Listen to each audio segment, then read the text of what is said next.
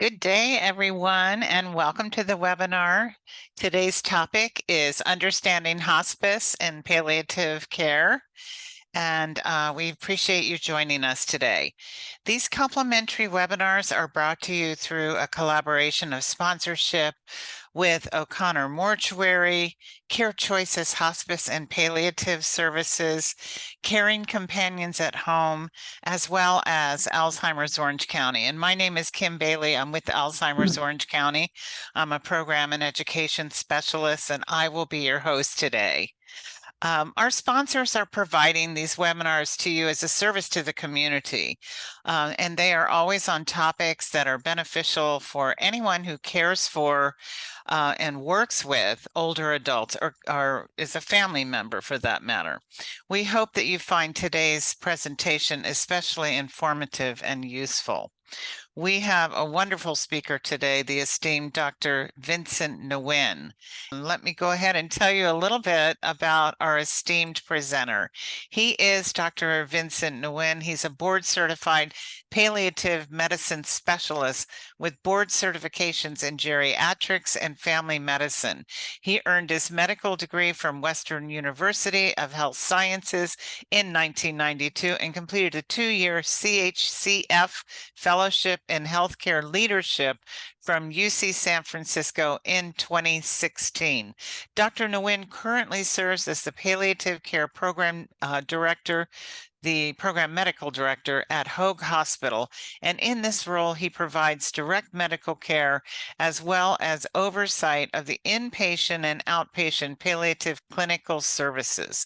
He is a volunteer clinical professor at the UCI School of Medicine and a founding member of the UCI Palliative Medicine Fellowship Program for postgraduate and mid-career physicians to learn and teach the art of caring for people living with serious illness.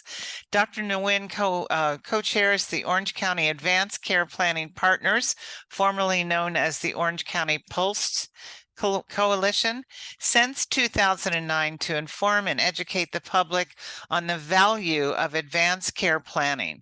He has several publications in the journals on palliative medicine, and he co-authored several chapters in 2 books on end-of-life issues published by the McGraw-Hill companies. Dr. Nguyen's passion outside of medicine includes golf outings with his 3 daughters, yoga classes with his wife of 29 years, annual silent retreat, and long naps on the weekend. It is my great pleasure to introduce you to our speaker for today, Dr. Vincent Nguyen, and thank you, Dr. Nguyen, for being with us today. Well, thank you very much, Kim, and I thank you so much for inviting me here to speak on a very passionate topic. And I've been fortunate to be doing what I do since 1994. And my presentation today is entitled Serious Illness and the Gift of Hospice and Palliative Care. So let's just jump in. We know that life-threatening illness and chronic serious illness health conditions present an array of tough questions and challenges. So for healthcare leaders, it is how to design a system that it will deliver the best care possible while ensuring that treatments offered to the patients are consistent with their values, goals, and preferences. And fortunately, we do have such a practice, and it's called hospice and palliative care. However, the challenges that we encounter is that there's some lack of awareness and inadequate knowledge of what palliative care is. And this becomes a significant barrier for patients to accept or even to ask for a referral to palliative care. Some studies have shown that nearly 70% of adults in the United States have never heard of palliative care. And only about 10% of the adults report knowing what it is and feel that they could prescribe or could describe palliative care to someone. So the purpose of today's discussion is twofold. Number one is to underscore the benefits of palliative care that's often misunderstood and underutilized. And we're going to highlight the tools that are recommended to ensure people receive care that's consistent with their wishes and their values. So let's jump in to see to discuss about how we die. So a century of change. In the last century, the age of death was around 46 years, the median age. The top causes were due to infections such as from pneumonia, tuberculosis, enteritis, accidents, and childbirth. And since we didn't have a whole lot of treatment options, you know, the disability from these illnesses are pretty short. People live for days to weeks. Financing is probably private and modest at best. And doctors during those days, they do come and make home visits. So let's move to where we are in the 21st century. And the age of death now is at the median about 78 years of age. And instead of dying from infections, we have this accidental discovery of antibiotics by Dr. Alexander Fleming in 1928. We now are able to treat these infections, but now, however, we're dying of something else. Heart disease, cancer, stroke, and dementia are probably the top 60% of all the deaths. The disability following this could be weeks to years before the patients die. And as for financing, we have from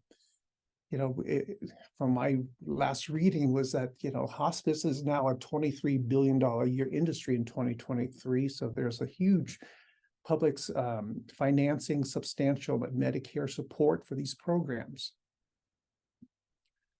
So let's move from how over the century of how we people die. Let's talk about how we really die. About 10% of us will die what we call as sudden death, or due to an accident or an MI.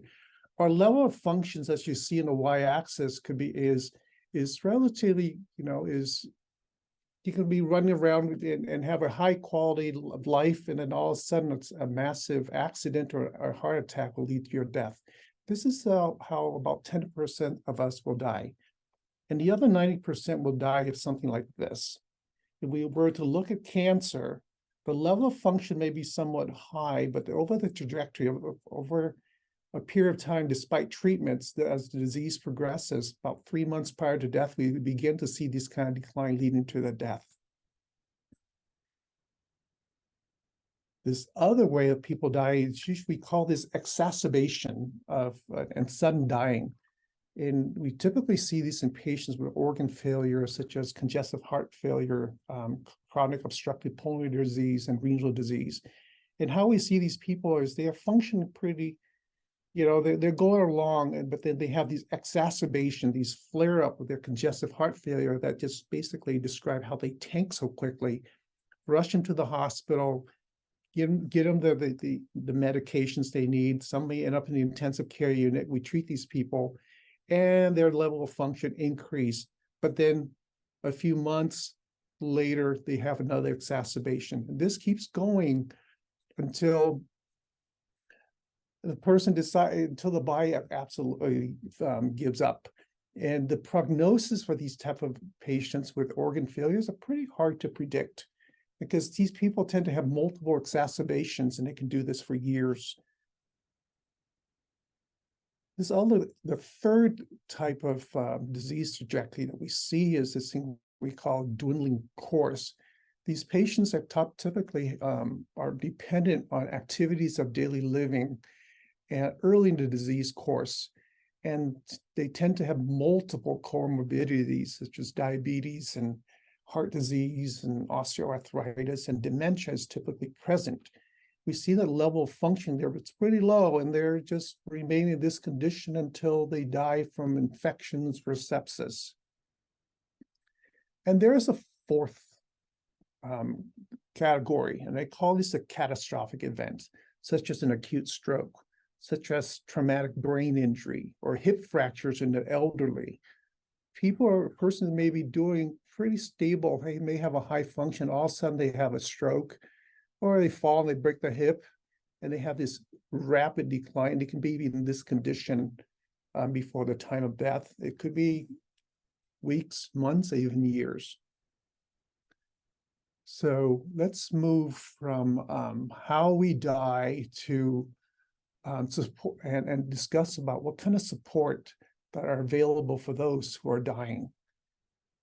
You can't talk about hospice without bringing up Dame Cicely Saunders, who's the founder of the hospice movement.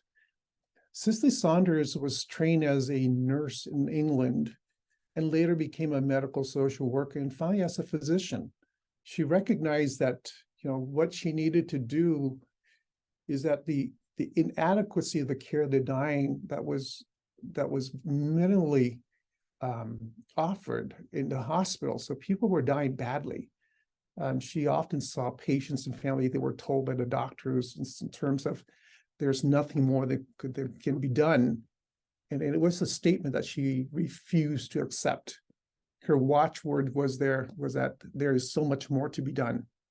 And so what drives Cicely Saunders in doing this work is that it was based on her strong Christian faith. That was a fundamental factor in her visions and remained an anchor throughout her life in her establishment of the hospice movement. And this is her quote when she asked, "What is hospice?" Hospice is a team or community concerned with enhancing the quality of remaining life for a patient and family struggling with terminal illness. At that time, she saw that the suffering that's happening wasn't just the patient alone. It also affected their family, the caregivers. She also saw that the suffering the patient was encountering was just not physical pain, but there's this thing called the whole person, how this illness affected the whole entire being of the person, affected them not just physically, but also emotionally, psychologically, and spiritually.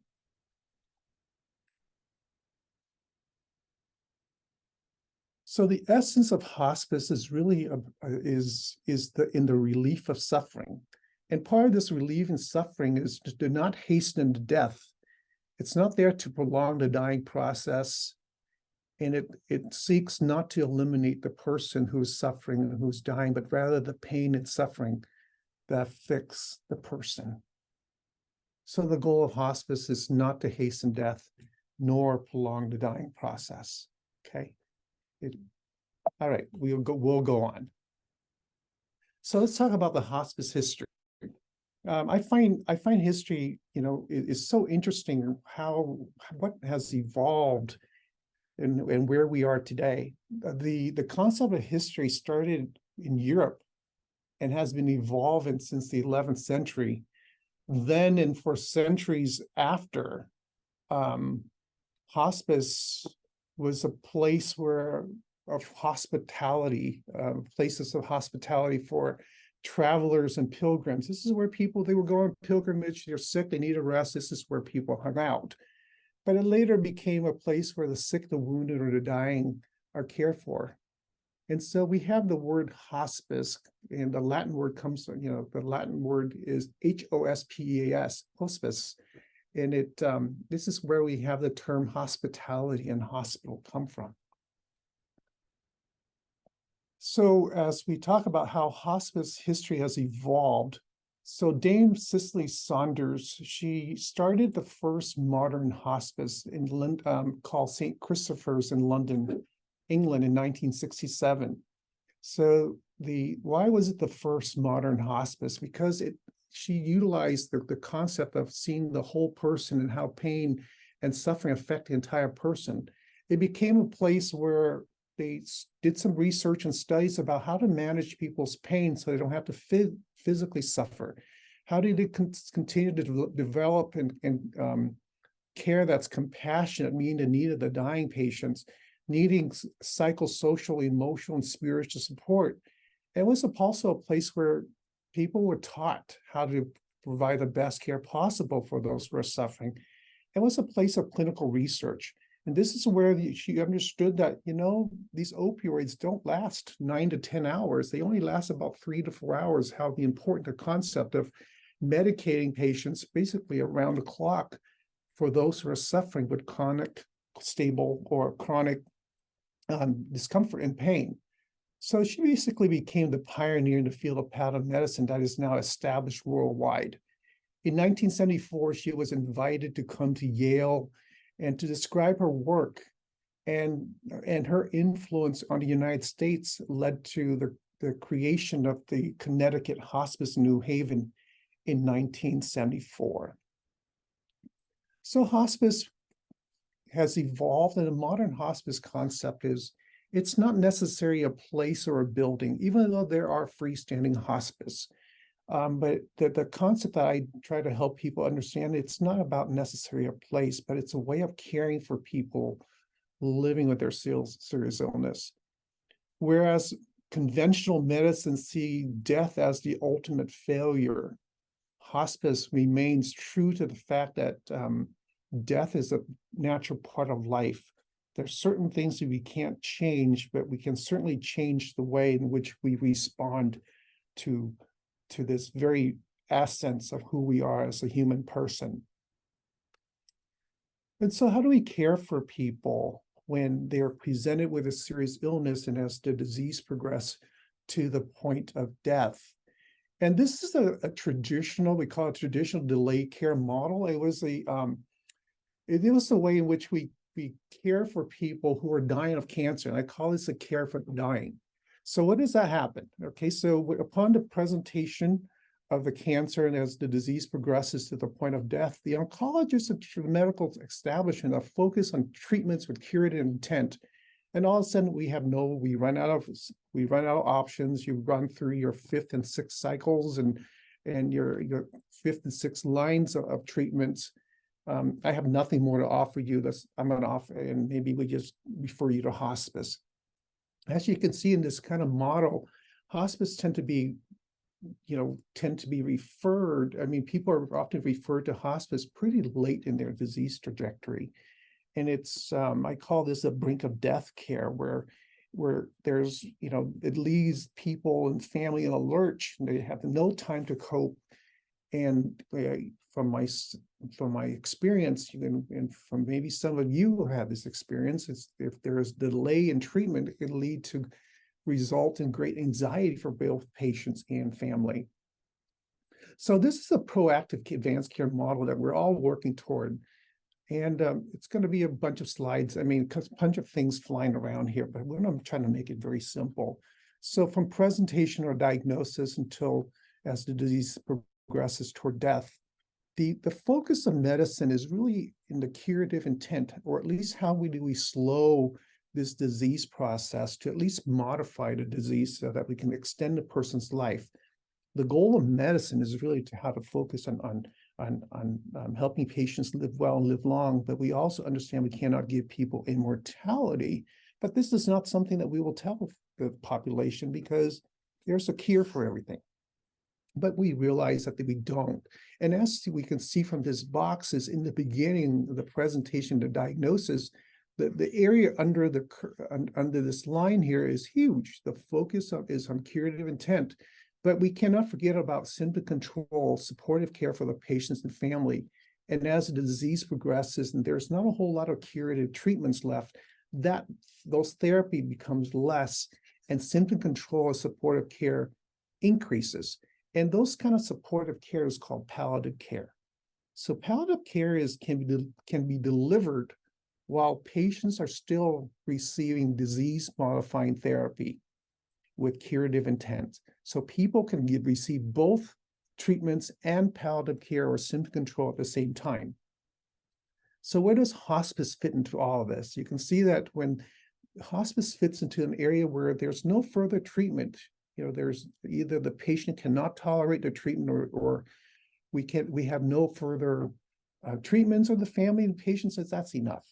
And so hospice, I describe this as certainly is a continuum of how we care for patients. So palliative care and hospice is this thing called a continuum of care, caring for patients living with serious illness, carrying them through to the point of death. And after they die, there's this concept in which, how do we care for the bereaved? How do we care for those surviving family members after the death of their loved one? So this is what palliative care and hospice is in one way of describing it.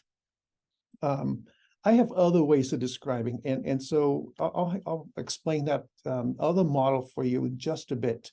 So let's talk about what palliative care is. Palliative care is specialized medical care for people with serious illness. Why did we call it specialized care?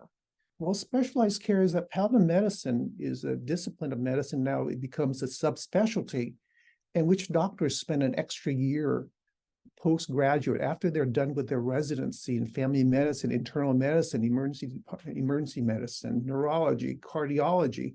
These physicians are spending one extra year doing a fellowship.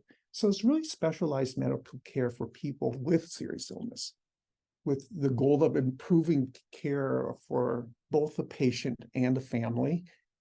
And the beauty of palliative care is you don't wait until the person dies, right? It's appropriate at any age and any stage of a serious illness. And the focus is on providing patients and their family with relief from the symptoms of pain and stress of a serious illness. And I love this slide. Now, what palliative care sees is that, we see the dancer behind the person with the cancer. We see the person behind the disease. And that's the beauty of what palliative is. So with that said, I want to bring up to the other issue in which, despite the reason why I'm going to share with you these next few slides is there's other ways of slicing the same concept. I always want to make things simple because, people tend to equate palliative care, end of life, and hospice in the same bucket. While there are some similarities, but there certainly are some differences as we talked about. So the question begins, why should someone be dying to have the medical establishment focus on their quality of life? So we talk about how beauty hospice is and end of life and palliative care. How does that all fit together? So the way I see this is palliative care is this big sunken circle. Really, the focus is on relieving symptoms and stress of a serious illness. But we know that as doctors, we go into medicine to help people live well, live long. People still die. And so how do we continue to care for these people? And how do we provide the best care possible for people at the end of life? And that's called hospice care. And this is available when curative treatments are exhausted or the person is exhausted and their prognosis is less than 6 months if the illness follows its natural course. From this slide, you can also see that while hospice is hospice is palliative care. It falls under the definition of palliative care but palliative care is not hospice. So hospice is palliative care, right? Relief of symptoms and stress of a serious illness. But palliative care in itself is not hospice. It's just like hospice is banana.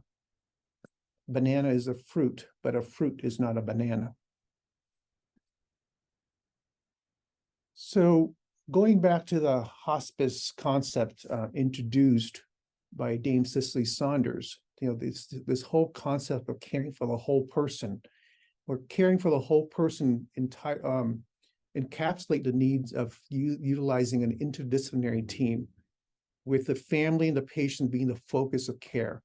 So you have the whole team of specialists or people involved. You have the attending physicians, you have the palliative care, the hospice physicians, you have the nurse, social worker, chaplain. These are the emotional, psychological, and spiritual support, and the volunteers.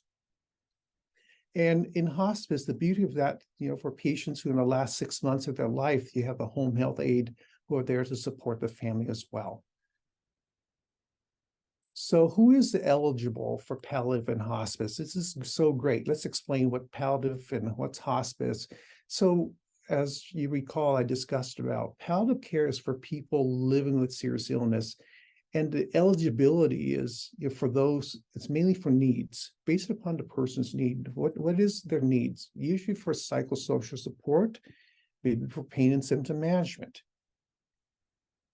For hospice is, in order to be eligible for hospice, person has to be terminally ill, prognosis of less than 6 months, and they forego curative treatments or curative intentions. So this is why oftentimes when patients go on hospice, their treatments are discontinued, especially with oncology, right? There's no more chemotherapy.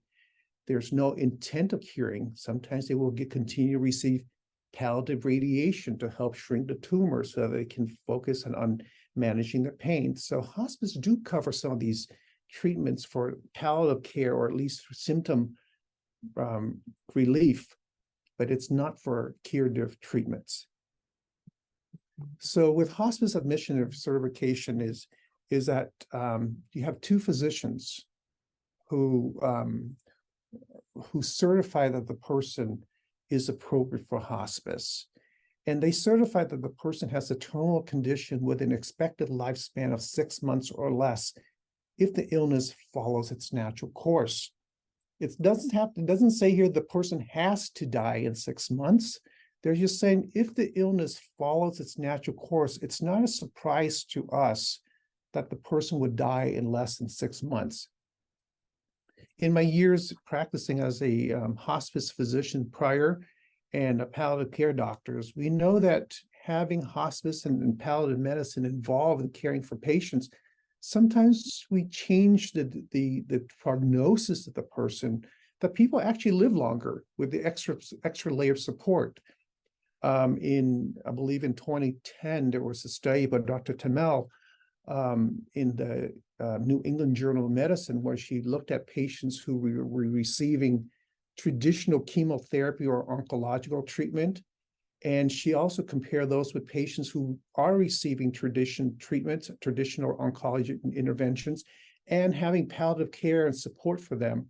She found that patients actually live longer, about 3 months longer.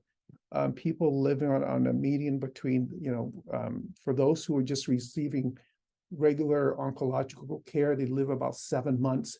For those who receive both palliative care and treatment, they live longer for about 10 months.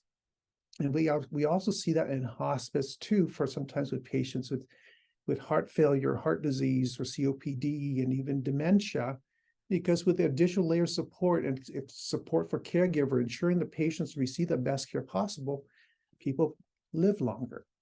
So as long as the hospice is able to justify every few months, for the first 6 months, it's every 3 months where the hospice has to be certified, and 2 months thereafter.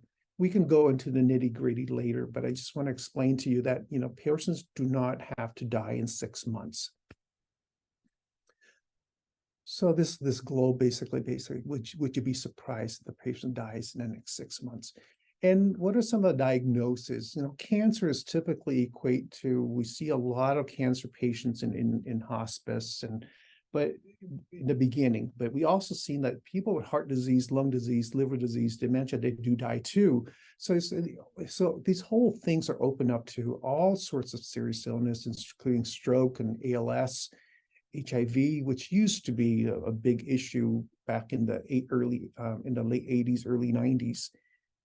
I added adult failure to thyroid debility here.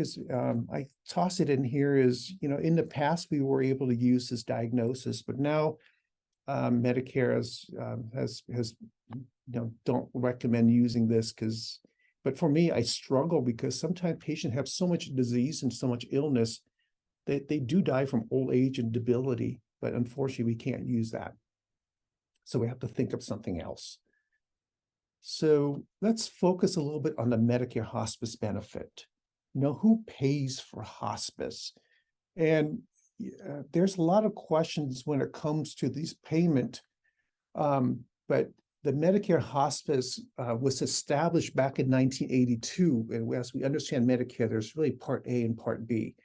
Part B is how physicians are paid for under the professional services rendered. But Part A is where the beef is. This is where hospice is paid a per diem rate. So usually Part A is a hospital insurance that covers inpatient stay in the hospital, or covers skilled nursing facility, hospice, and home health care. So everything is over in Part A. All the costs that are related to the terminal illness, such as the services, the services from the medical director of the hospice, the nurses, the social worker, the chaplain, the home health aide, medical supplies, oxygens, medications, bereavement support, and various care levels that we're going to be describing. All these are covered under the hospice benefit Part A. And what about patients who don't have Medicare? You know, it's also covered by Medicaid and insurance and so forth. It also have these kind of have some sort of support for these patients as well. So you may want to check with the insurance that you have if you haven't reached 65. All right, so let's talk about the Medicare hospice benefit a little bit. Let's talk about the 4 levels of care. As part of the condition of participation, hospices should be able to deliver these 4 levels of care. The first level care is called routine home care. There's this thing called inpatient care. There's continuous care and respite care. This is really important because I know some hospices, you know, do try, but they don't offer all 4, which is a concern. So let's talk about routine home care. This is the usual, I call it usual, basic, default, frequently delivered level of hospice care. So when we talk about home care, we're not necessarily talking about the patient's home, but it's more like a dwelling where the patient calls home, right? It could be an assisted living, a board and care, or in a nursing home. This is where they would be receive their end of life care through hospice. The other level of care is called inpatient level of care.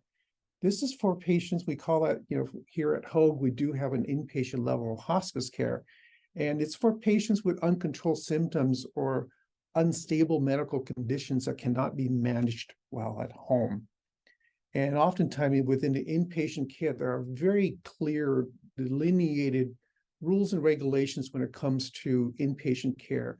Patient has to have uncontrolled pain, unstable medical condition. Patient has to be in a dedicated hospice floor or unit, or in a contracted bed. And usually for inpatient care, it's usually for a short period of time, which after the symptoms are managed, and or sometimes the patient die, they revert back to their they can't. I guess my point about inpatient care is usually for a short period of time. It's not a level in which patients can stay on indefinitely without symptoms. The third level of care is called continuous care. It's often utilized when patients need a more intensive level of care. This is more like a one-on-one. And continuous care I see is often delivered in the patient's home, not necessarily in an inpatient unit.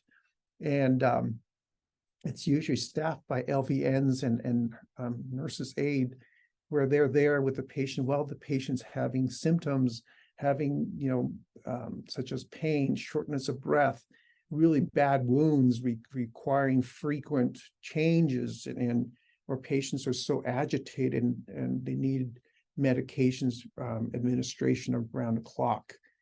And with continuous care, it's delivered at least by a nurse or a nurse's aide at least 8 hours a day at the bedside, and 51% of those should be by nursing. And the last piece is the 4th level of care is called respite care. It's usually a planned short-term inpatient care. When I say the word planned, it's really mainly for relieving the family person or the caregivers from the stress of caring for the patient. So with this planned short-term inpatient care, the family along with the hospice make a date where the patient is moved to a facility such as a nursing home.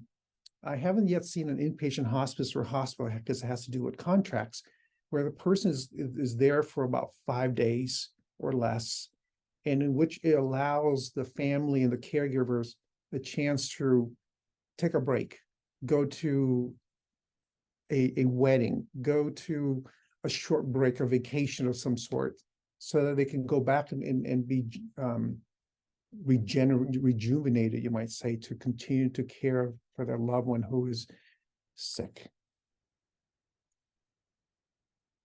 So after we describe all these wonderful things about what hospice has, But why is there still barriers?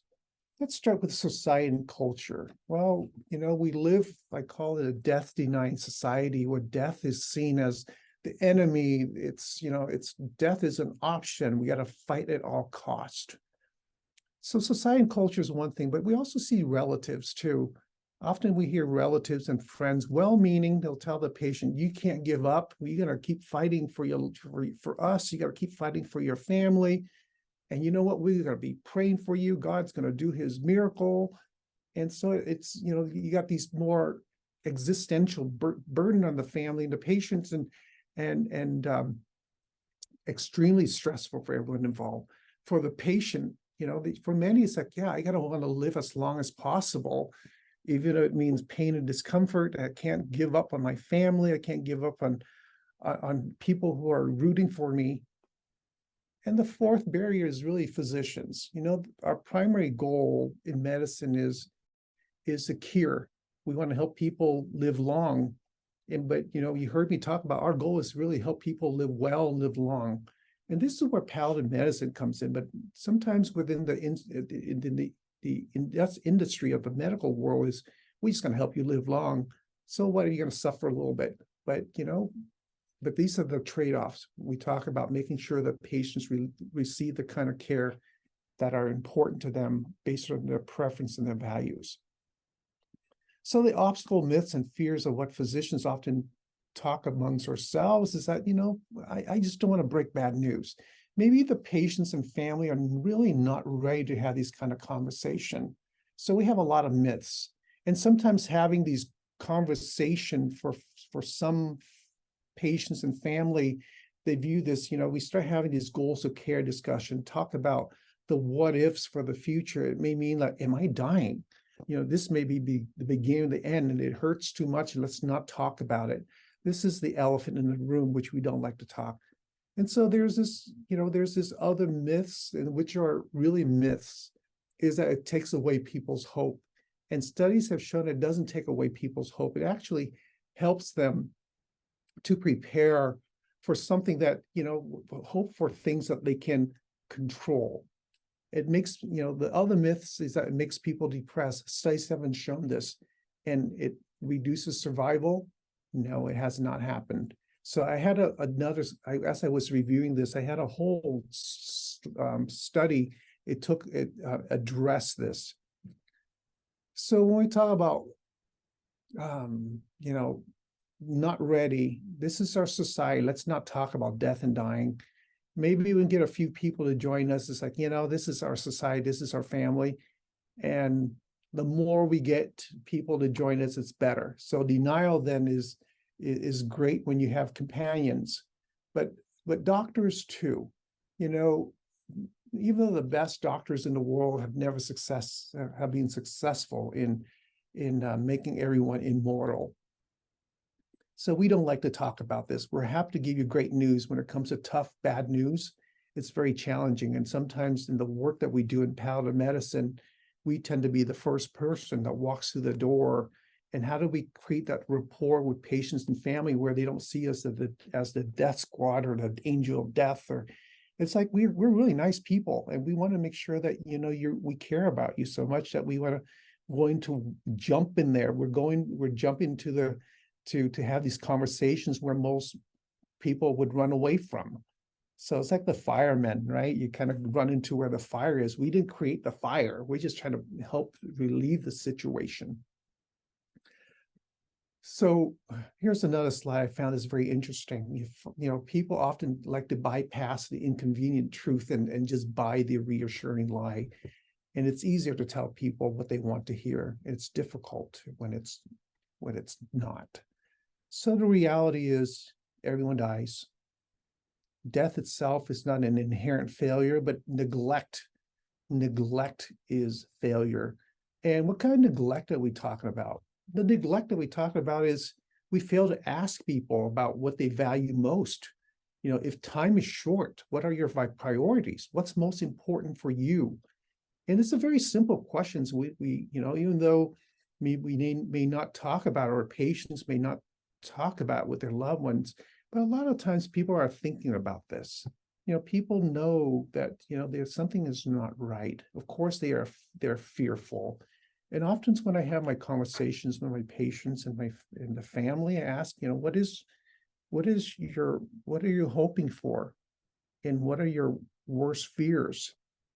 And the thing is, the fear of dying is um it certainly is great, but there's something worse than dying, and that is suffering while a person's dying. But is there something worse than suffering while a person's dying? And there is. And that's really for the caregivers, in which they discover later that they live with regrets. They live with this like I call the albatross in their shoulder, recognizing later that they could have done something to prevent their loved ones from having a horrific dying experience. So if time is short, what do you value the most? What is your understanding of your illness? What are your fears? What are your goals? What are your priorities? And this is something that I would encourage, those in attendance today to take down the slide, to be comfortable with this. It's like, hey, let's start with where the person is, and let's address those fears, their goals, and their priorities, and see how we can support them the best.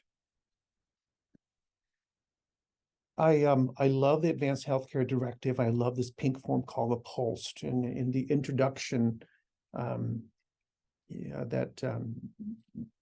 Kim shared with you is, where we have the POLST Coalition that was started in 2009, where our team was responsible to bring the POLST to Orange County to disseminate this throughout the hospital system, working with the emergency medical services, the paramedics, the ambulance companies, nursing homes, hospices, home healths.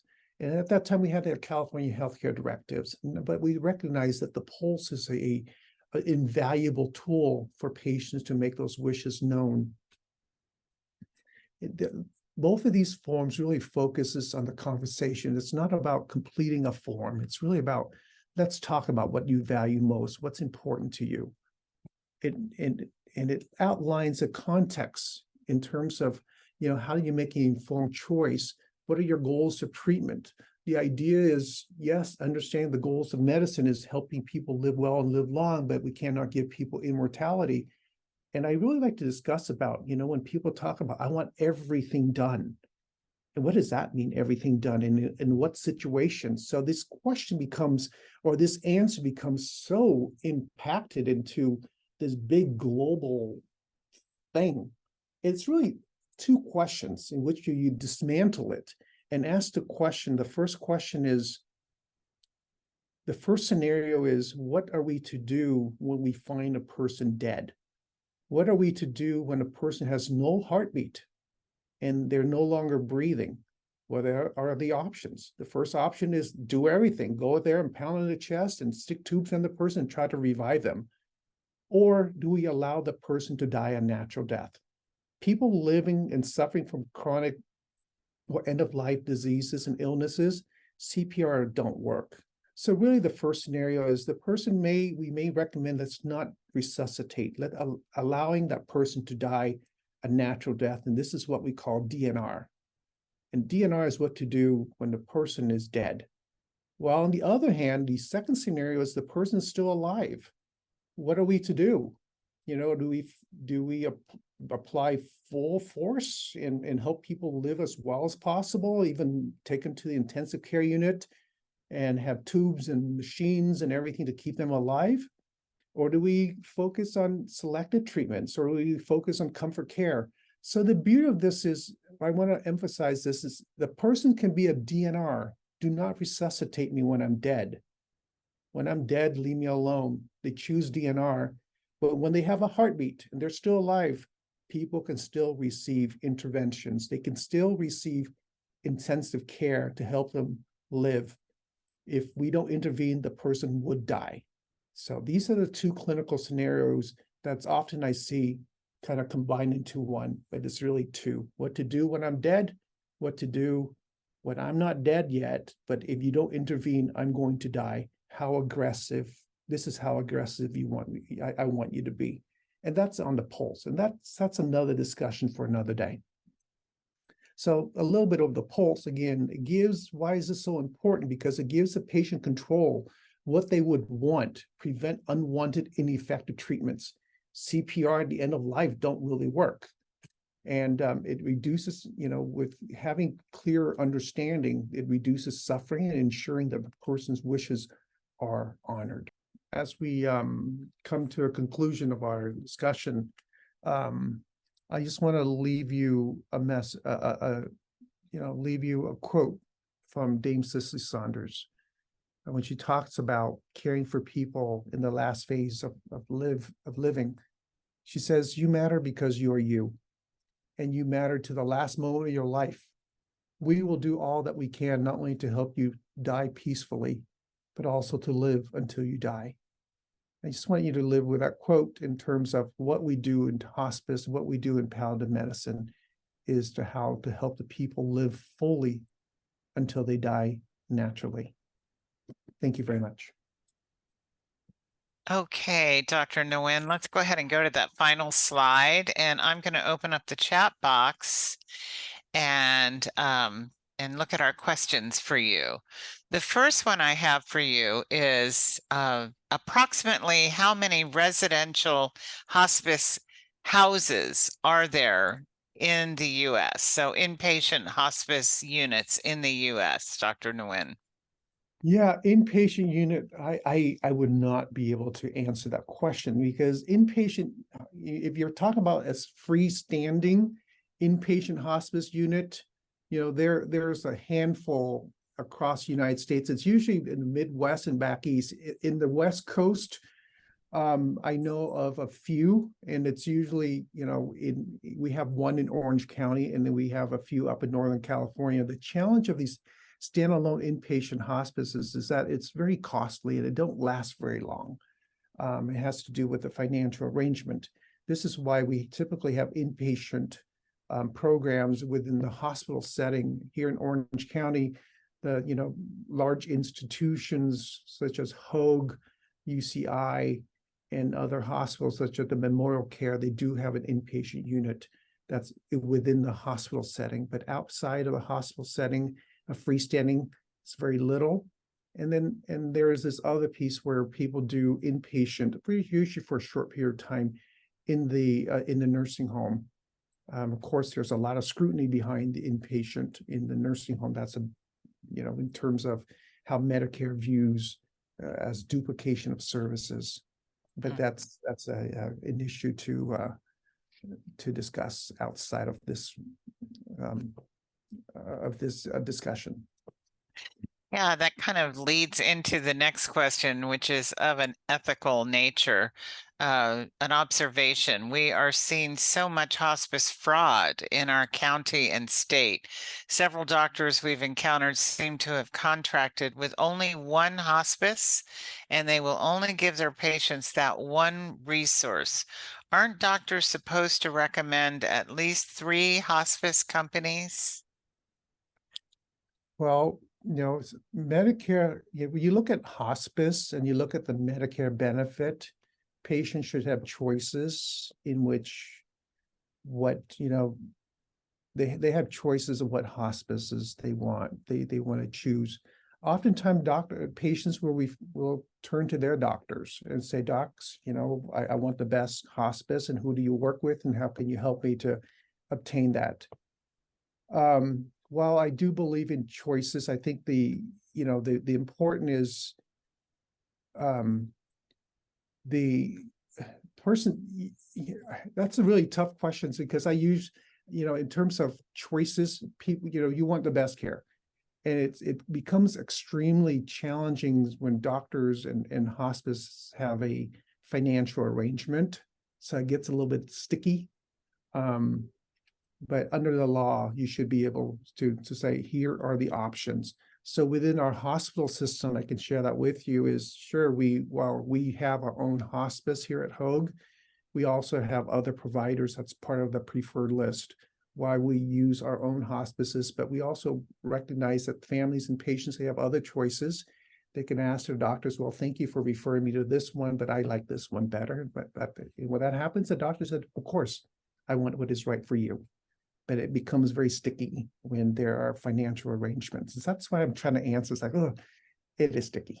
That's a tough question. I know. I'm just laughing to myself because I'm remembering, Dr. Nguyen, that when I started working in the field of Alzheimer's disease, it was 30 years ago. And to my knowledge, we really only had one hospice in Orange County, and that was community hospice. And they went on to become Vitas.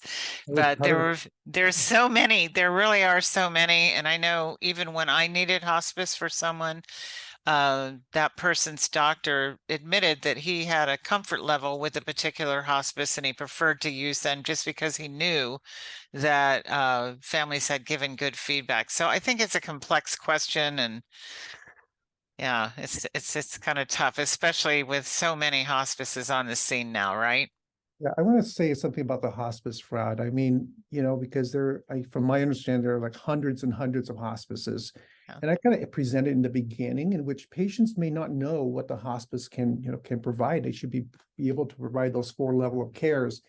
And I kind of alluded to that is that, some of my patients or some patients who come to Hogan, they were on some hospices that I haven't heard of. And they said, and there were certain programs in which the family and patients have no idea because this was referred to them by friends or a physician that they have Right. financial interest in. Yeah, absolutely. Okay, let's see. Oh, I have a question. That one about, or that segment on continuous care, or was that what is that what you referred to it as? So where someone would come out for more hours, a nurse would be there for more hours. Is that something that's covered by Medicare, or is that private pay? When you do have more care more Yeah. frequently? So Thank you. yeah, so that's a great question. So continuous care, or another term is for crisis care, right? So Yeah. when do you do continuity of care, when you have a staff from hospice be with the patient at least 8 hours a day, and 51% of that should be the nurse. And sometimes it's covered for like 24 hours a day. So when you talk about continuous care, it's really when a person is in crisis, they have symptoms that are out of control, such as pain, agitation, and there's just really a handful in which the family's like, the people have a terminal agitation or terminal delirium at the end of life, which is very challenging for caregiver. And this is where the crisis or the continuous care fits in to support the family while trying to manage the person's symptoms. And it is covered by Medicare. It just certainly is. I kind of see it as a substitute for general inpatient level care, where the person is taken out of their house or they're in a standing unit of some sort. But with continuous or respite care, is delivered where the person is at in their own home. Thank you. The next question is, are death doulas part of hospice, and if so, are they paid through insurance? Ooh, that's a great question. I know that the movement of death doula started about 9-10 years ago when I was introduced to them. Death doulas are not part, I don't believe they're part of the Medicare hospice benefit, but there's a whole movement. And when it's done right, it's really beautiful. I mean, I have patients family who are just got back to us and said, that was wonderful. I don't know enough about the program and who is certified to do such. So I can only speak from what I know. And it's usually you're at the mercy of the death doula who's at the bedside.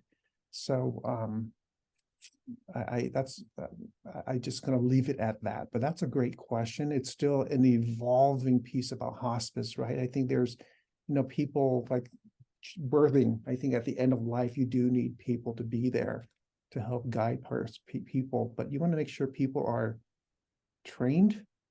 And, because I see that when people are sick and family are in distress, they're very gullible. And you want to make sure that people get the best care and not being taken advantage of in many ways. Absolutely.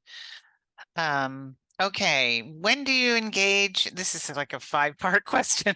When do you engage in palliative care? Can patients choose you as their doctor? And where does one go to get palliative care? Great. Palliative care is a wonderful term. The challenge, of course, within our health system is that, okay, it's wonderful. How do you access it?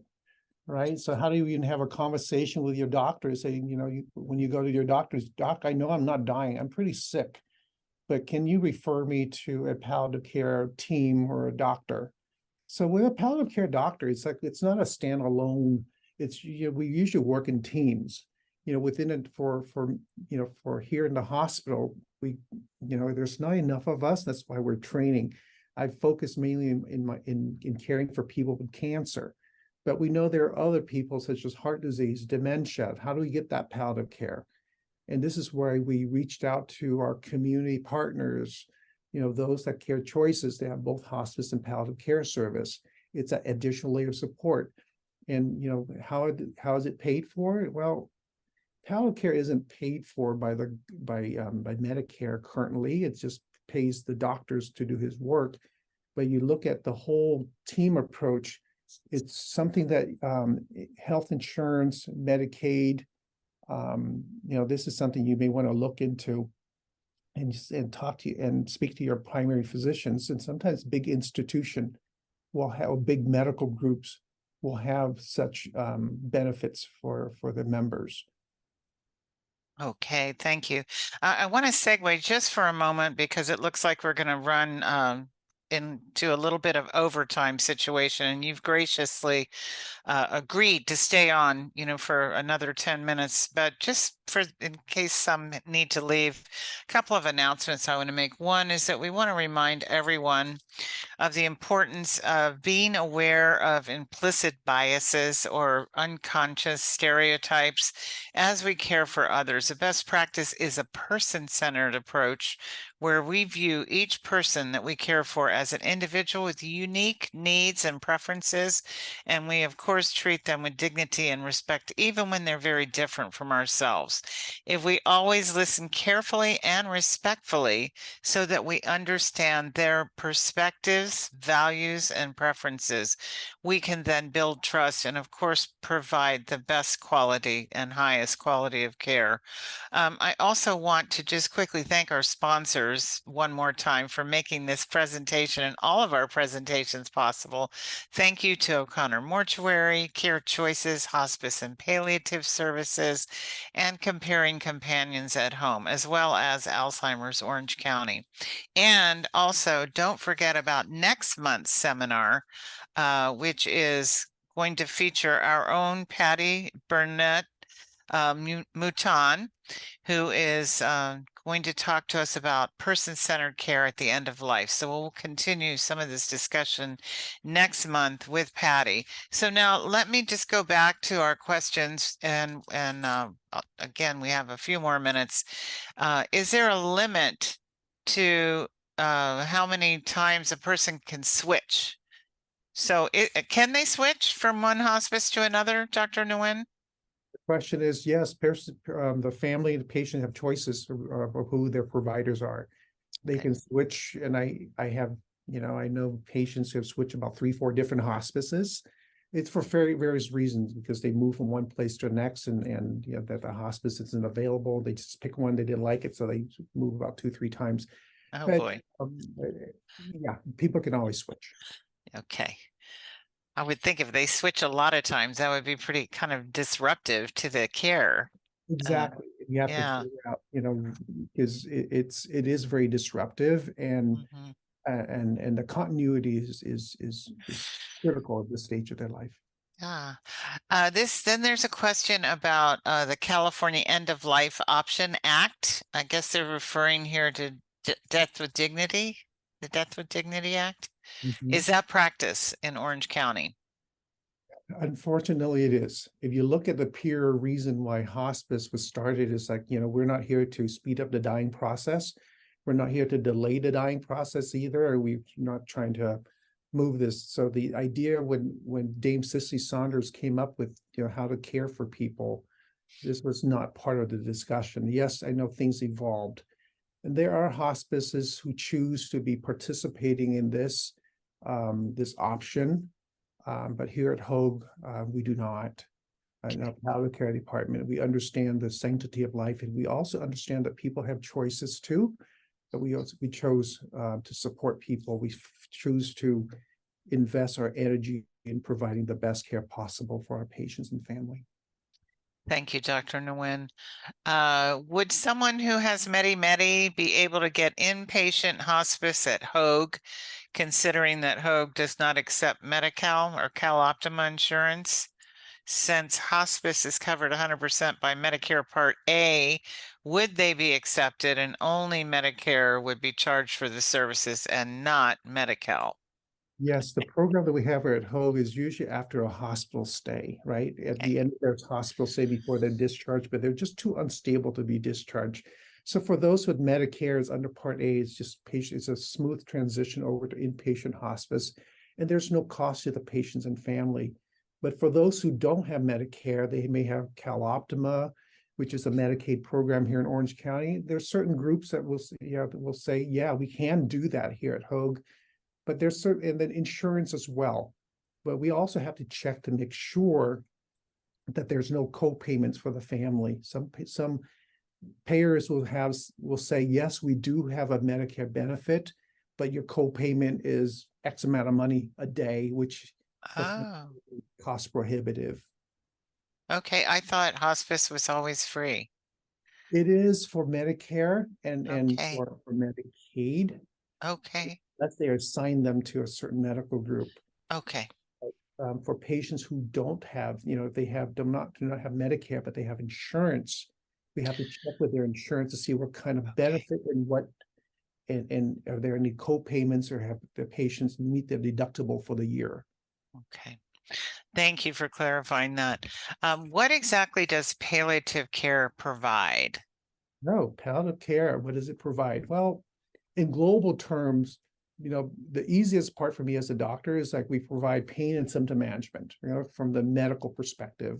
This is when people would be referred to me as a doctor, pain and symptom management, and maybe help with goals of care. Let's talk about what matters most. How do you prioritize your life? And then really because it's not just about a physician, I also work closely with social worker and chaplain here at Hoag. It's about, let's talk about what are your emotional needs, psychological needs. I mean, what kind, how is your illness affecting you, emotionally and psychologically? What kind of resources do you need? And this is where we pull in our chaplain to see there are existential suffering that's associated with it. So really about palliative care, which, you kind of allude to Patty Mouton. She's going to be talking about this whole global, this big care, caring for the whole person.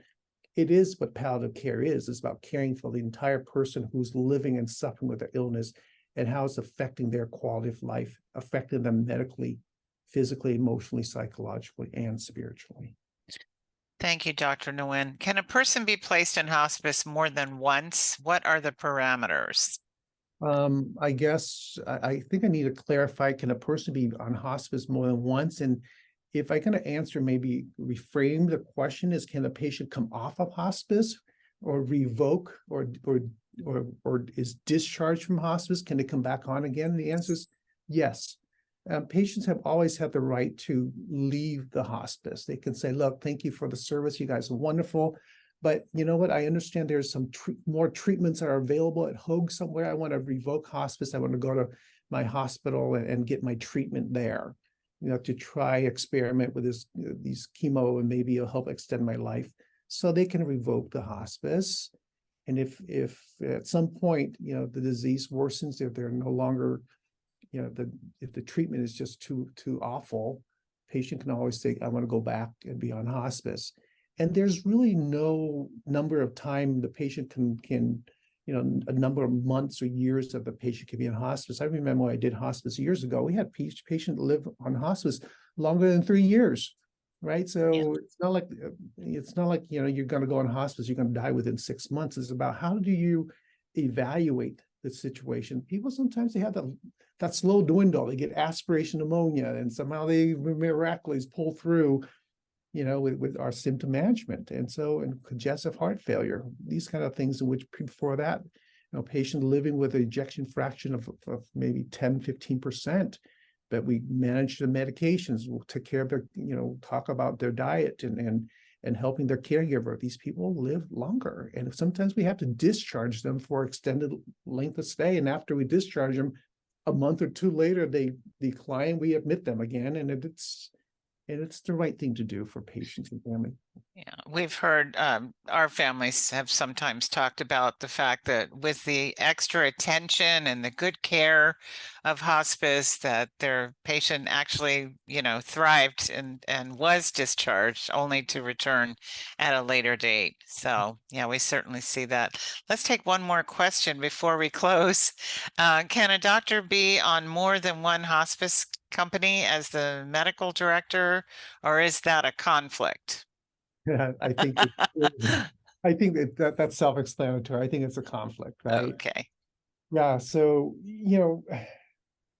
I I know physicians who are on multiple hospices, and I can't speak for them, but I one of the things I've learned as a doctor is if I want the best care possible for my patient, I'm going to work with the hospices to make sure that everybody's playing up to par. But when you start stretching yourself too thin, I think patients don't necessarily get the best care. I think it's important to just stay with one, work really hard to improve the care for them, and of course understand that people have a choice. And so, while while patients, if the patient end up going with a hospice that I don't typically use and I'm the attending physician, I will continue to follow my patient, right? And be the attending, even though I may have my affiliation somewhere else. Again, it's not about the doctor, it's about the medical care. But when there's finance involved, it gets too sticky. And I like to stick with it. Thank you, Dr. Nguyen. And this does bring us, in fact, to the conclusion of our webinar. And we want to thank you so much, Dr. Nguyen, for sharing your valuable time and expertise with us today. Everyone, please watch for the survey as we end the webinar. It will open up immediately and you'll be able to fill that out. Again, keep in mind the date of I don't know if I said the date already. Tuesday, November 14th for Patty Mouton with person-centered care at the end of life. And of course, if you're interested in learning any more about the many educational offerings that Alzheimer's Orange County has on tap for you, you just need to go to our website, www.alzoc.org. Thank you for tuning in today, and thanks again to Dr. Nguyen. Thank you Good very day. much. Goodbye.